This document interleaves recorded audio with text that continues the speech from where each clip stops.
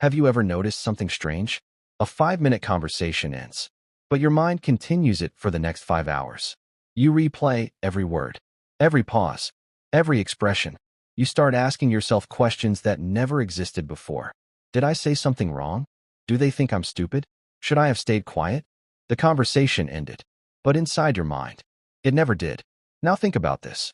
How many times have you worried about something that never actually happened? An interview, an exam, a phone call, a message that took too long to get a reply, a future that existed only in your imagination.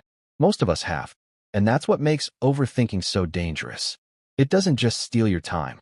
It steals moments you'll never get back. Here's the strange part. Your mind isn't your enemy. It's trying to protect you. Thousands of years ago, humans survived because they noticed danger before it arrived. A rustling bush could hide a predator. A dark cave could hide a threat. The people who prepared for danger were more likely to survive. Your brain still carries that ancient survival system. The problem is, the world has changed. Instead of worrying about wild animals, we worry about text messages, job interviews, social media, other people's opinions. Our brain uses the same alarm system for problems that aren't life-threatening. That's why a simple mistake can feel enormous. Have you ever sent a message and immediately wished you could take it back?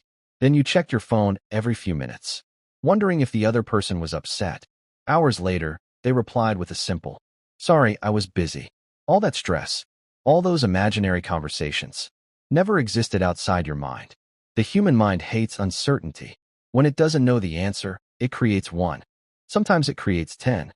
Most of them are worse than reality. Imagine walking into a dark room. You see a shape in the corner. For a second, your heart races. Your mind imagines the worst. Then someone turns on the light. It's only a chair. Nothing changed except the light. The danger never existed. Only your imagination did. Overthinking works the same way.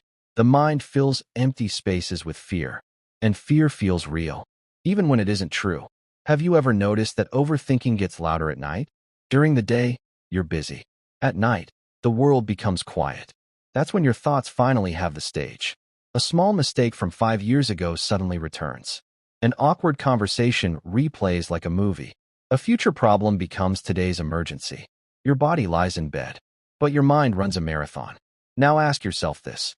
How many beautiful moments have you missed because you were busy worrying about moments that never arrived? Think about the last time you watched a sunset. Were you really watching it? Or were you thinking about tomorrow? Think about dinner with your family. Were you listening? Or planning your next task? Life doesn't disappear all at once. It disappears one distracted moment at a time. There's another trap. Comparison. You open social media for 5 minutes. Someone bought a new house. Someone got married. Someone started a business. Someone is traveling the world.